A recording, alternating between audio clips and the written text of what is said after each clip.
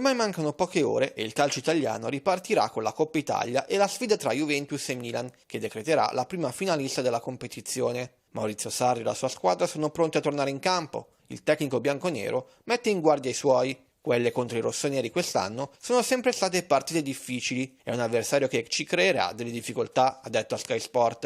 Il risultato dell'andata non ci garantisce niente e per quanto riguarda le loro squalifiche, in riferimento alle assenze di Ibrahimovic, Teo Hernandez e Castigliego, giocheranno comunque con un 11 competitivo. È una partita dal risultato ancora apertissimo. Il club campione d'Italia è ancora in corsa per tutti gli obiettivi stagionali. Abbiamo la fortuna di giocare per 3 competizioni e il fatto che si giochino separatamente ci può consentire di focalizzare le motivazioni su un obiettivo per volta e può essere importante e vantaggioso, ha continuato Sarri. Il tecnico ritiene che la lotta per il tricolore sia ancora viva. Lo scudetto è un discorso aperto, troppo facile perdere punti in questa fase. Champions, Lione non avrà svantaggi, noi invece arriveremo da un tour de force. L'allenatore ha voluto parlare anche di Dybala e di Cristiano Ronaldo. L'argentino è un giocatore fenomenale, anche se tatticamente è difficile farlo coesistere con Cristiano Ronaldo. Non è facile farli giocare insieme, ma con queste qualità tecniche e fisiche possono fare la differenza in qualsiasi momento e la squadra deve adeguarsi a loro in entrambe le fasi.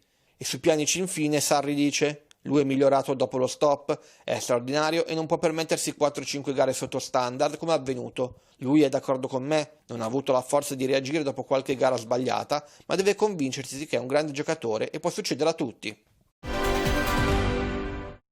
L'Inter non vuole vendere ma comprare, come fanno i grandi club, e noi vogliamo seguire questa linea.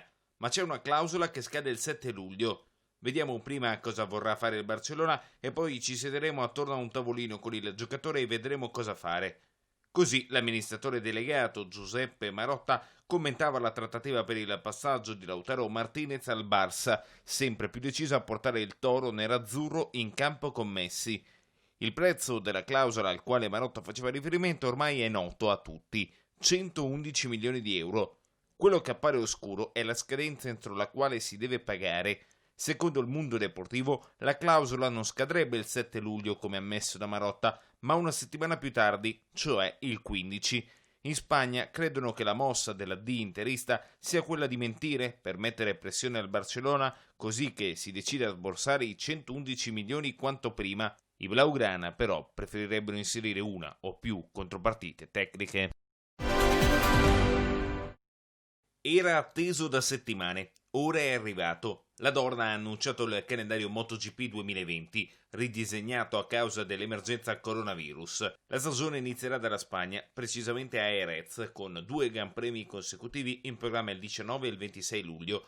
Dopo un fine settimana libero si va in Repubblica Ceca per il round numero 3 a Brno, prima di 2 corse al Red Bull Ring in Austria, nel giro di 3 settimane.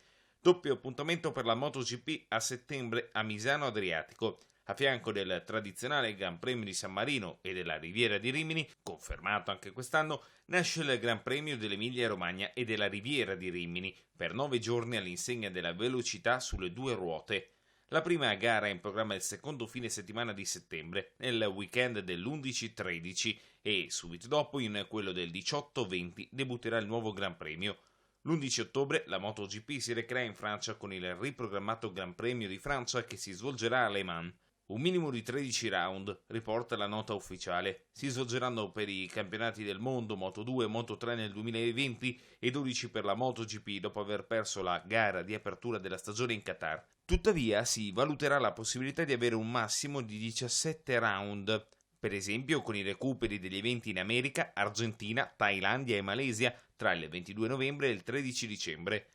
Queste corse saranno confermate entro il 31 luglio. Tutte le date, gli eventi e l'eventuale presenza di spettatori sono soggetti all'evoluzione della pandemia e all'approvazione dei governi e delle autorità corrispondenti. Luis Scola dice stop all'avventura con l'Olimpia Milano. L'argentino ha deciso di lasciare il club meneghino e si è preso qualche giorno per riflettere sul suo futuro. Il sogno del quarantenne argentino è quello comunque di andare a giocarsi l'Olimpiade di Tokyo 2020 spostata di un anno causa pandemia da coronavirus. Dopo un'attenta riflessione ho preso la mia decisione riguardante la prossima stagione. Ho scelto di non giocare più in Euroleague, né a Milano né con un'altra squadra. Sono le parole di Scola pubblicate dal sito dell'Olimpia annunciando il divorzio.